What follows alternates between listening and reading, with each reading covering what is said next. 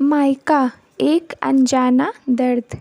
मेरी शादी को अभी 1 साल ही हुआ था। इतनी जल्दी क्यों पराया लगने लगा मायका, जिसे मैं 20 सालों से अपना घर कह रही थी। आज वह मायका बन गया है। शायद जो मेरे साथ हुआ है यह सब कभी ना कभी आपके साथ भी हुआ होगा।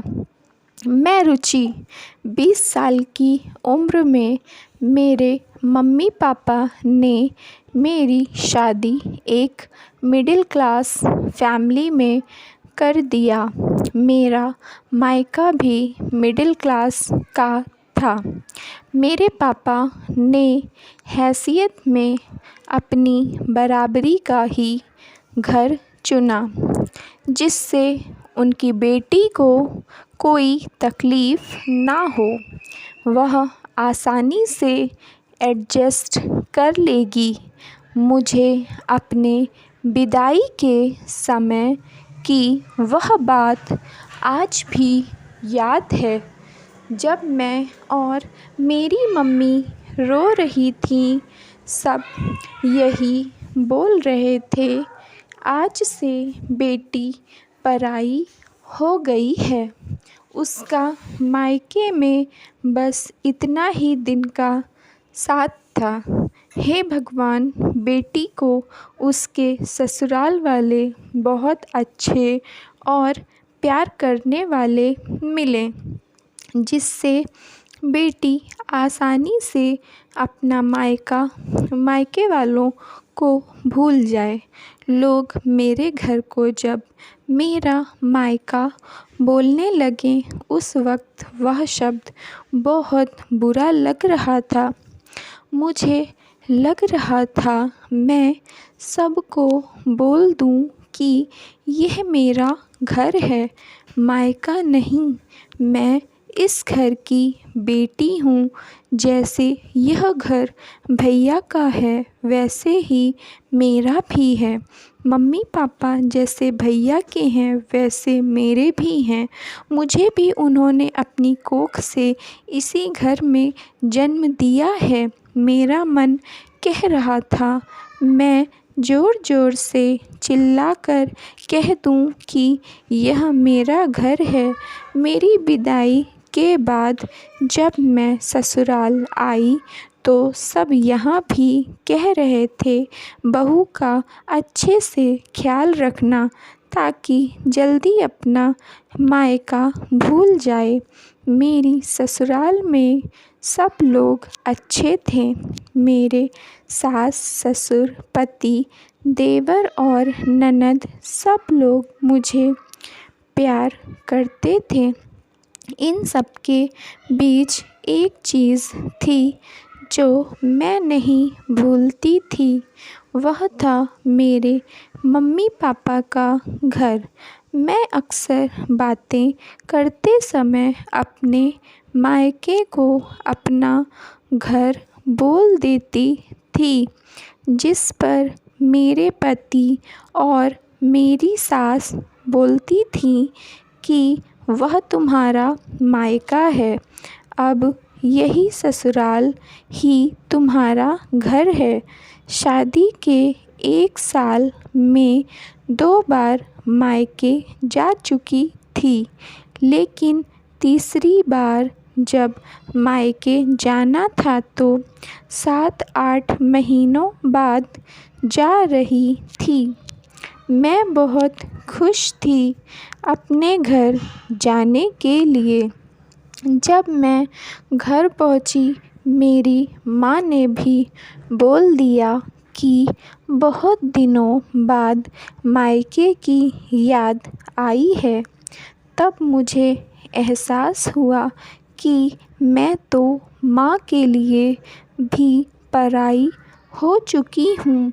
वह भी मेरे घर को मेरा मायका बोलने लगी हैं। वहीं से मुझे एहसास हो गया कि अब मेरा यहाँ कुछ नहीं है। 3 दिन तक माँ और भाभी ने मेरा आदर सत्कार किया। सारी चीज़ें मेरी पसंद की बनती थीं। हर वक्त सबकी ज़ुबान पर सिर्फ़ रुचि का नाम रहता था, लेकिन उनकी हर बात में मुझे परायेपन का एहसास होता था। वह लोग हर बार मेरे ससुराल को मेरा घर और मेरे मायके को अपना घर बताते थे। मेरी माँ और भाभी हर वक्त मेरे पति, मेरे सास-ससुर के बारे में पूछती रहती थीं। मेरे रहन-सहन, पहनावे की बात करती थीं, लेकिन किसी ने भी एक बार ये नहीं कहा कि तुम्हारी बहुत याद आती है, तुम्हारे बिना ये घर सूना लगता है, तुम जब तक चाहो यहाँ रह सकती हो। कोई परेशानी हो तो कभी घबराना नहीं, हम सब लोग तुम्हारे साथ हैं। इस घर के दरवाजे तुम्हारे लिए हमेशा खुले हैं। यह तुम्हारा ही घर है, कभी खुद को पराया मत समझना।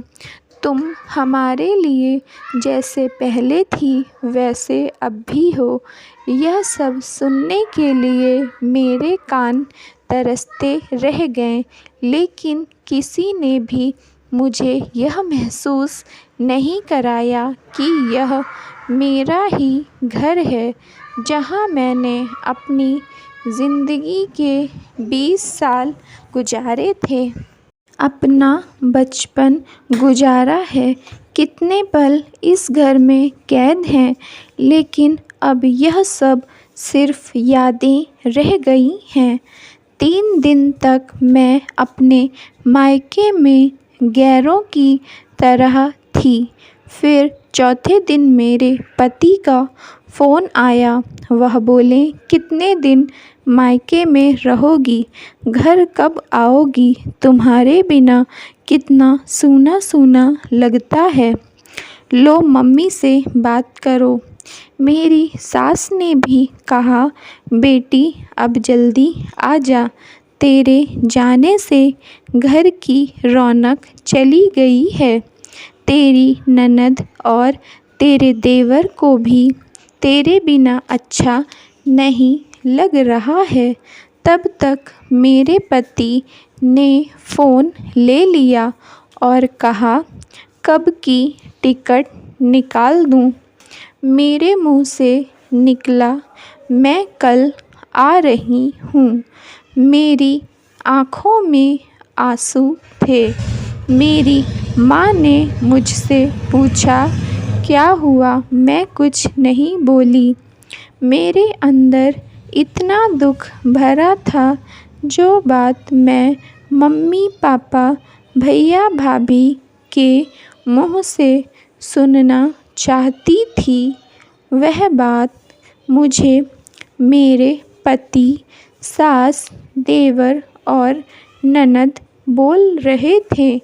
जिसे मैं घर बोल रही हूँ, वह तो मेरा मायका है, और जिसे मैं ससुराल बोल रही हूँ, वह तो मेरा घर है।